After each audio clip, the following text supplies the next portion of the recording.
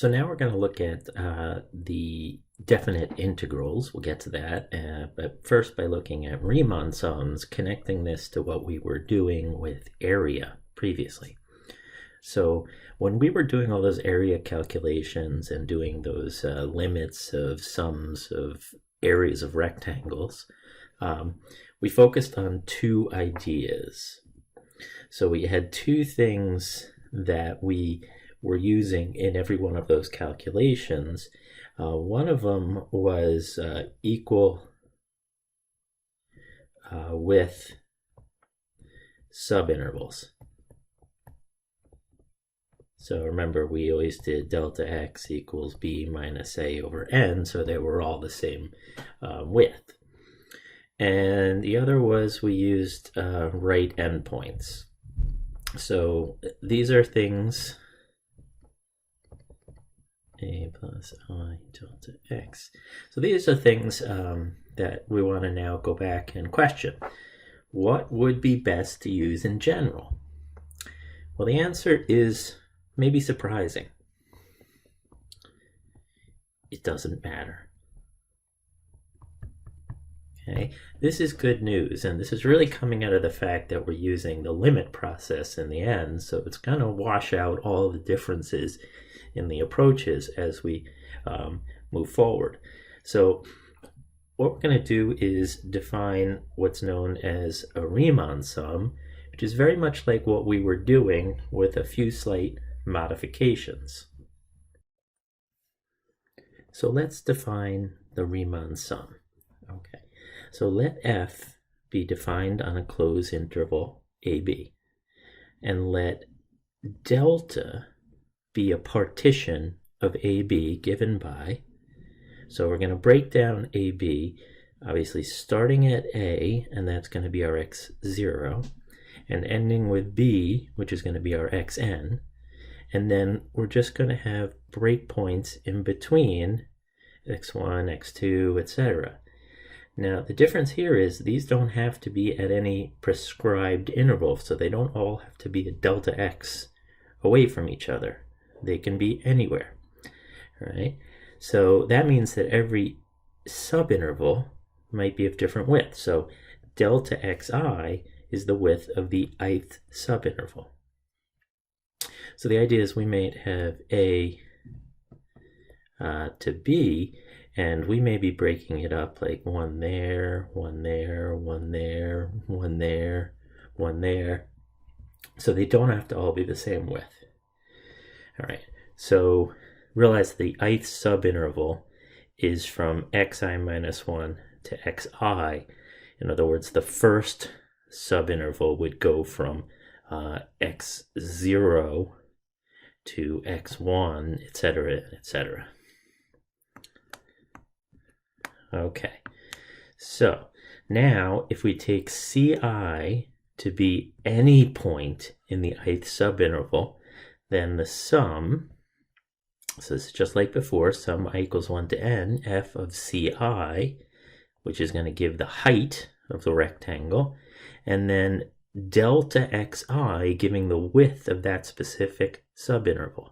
So this is the area of the ith rectangle. We sum them all up, I equals 1 to n, and that's how we're going to get our Riemann sum. That's how we're getting the Riemann sum of f for this partition delta. All right, a couple of things to note. So basically, we're talking about subinterval by subinterval. In other words, the only thing that's required of this CI is that it's in the ith subinterval. It doesn't have to be the right endpoint, doesn't have to be the left endpoint, the midpoint, can be any point inside that, in that subinterval. And then the width of that subinterval, so again, any particular rectangle in there is going to have a width of delta xi and a height of f of ci. And that's going to give that rectangle's area.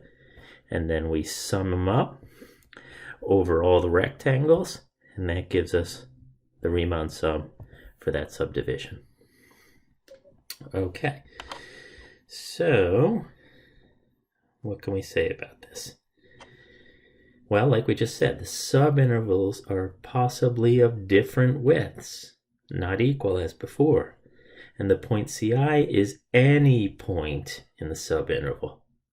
Doesn't need to be a specific one. So we've opened it up now, and this is what makes it the Riemann sum, is that we don't need different subinterval widths, and we don't need a particular type of point in each subinterval. So how do we transition this to the limit to get our areas? Well, here's what we're going to do. We're going to have to term this in phrase this in terms of the width of the subintervals, but they're all different, so we don't have a delta x.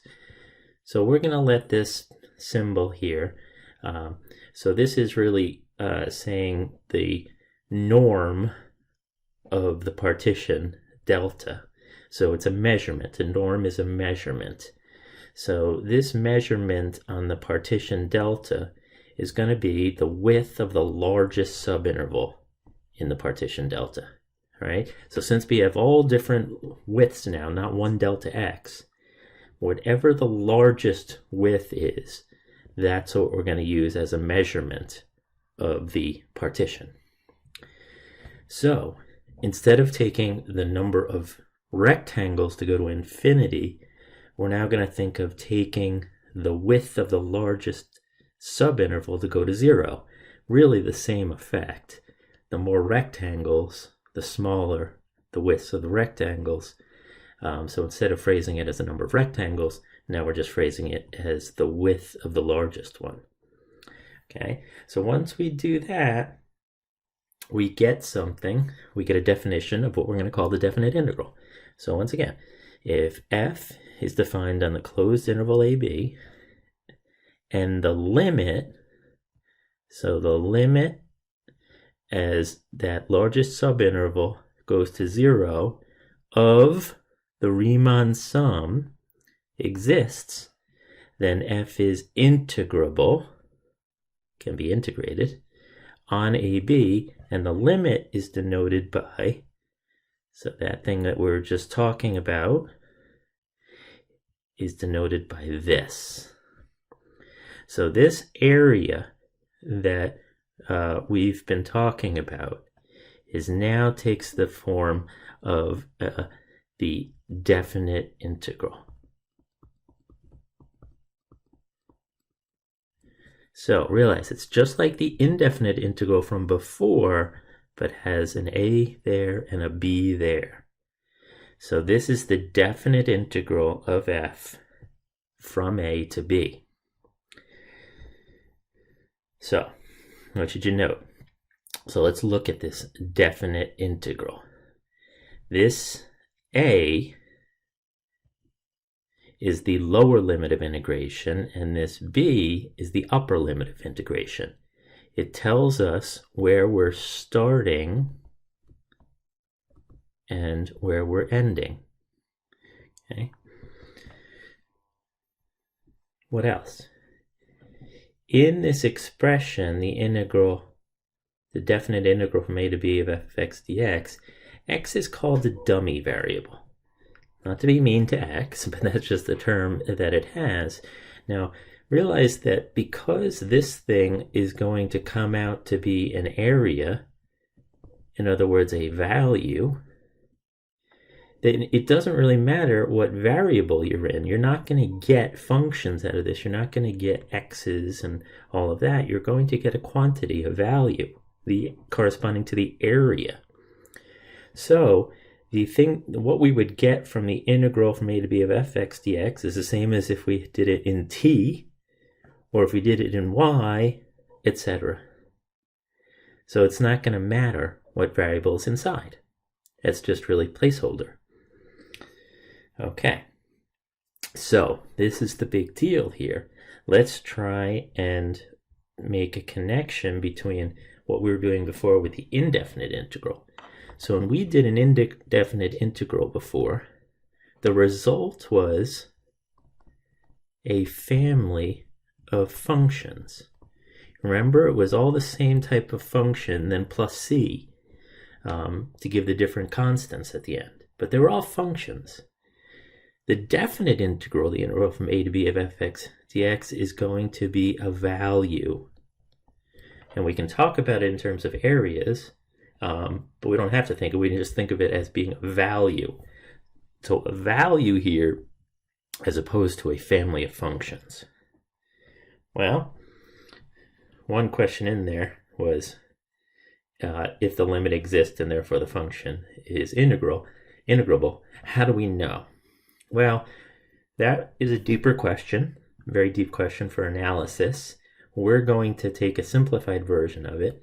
If the function is continuous on that closed interval, then it's integrable on that interval. Now, it doesn't have to be continuous, but as long as it is continuous, we know that everything will work out fine as far as the integration is concerned.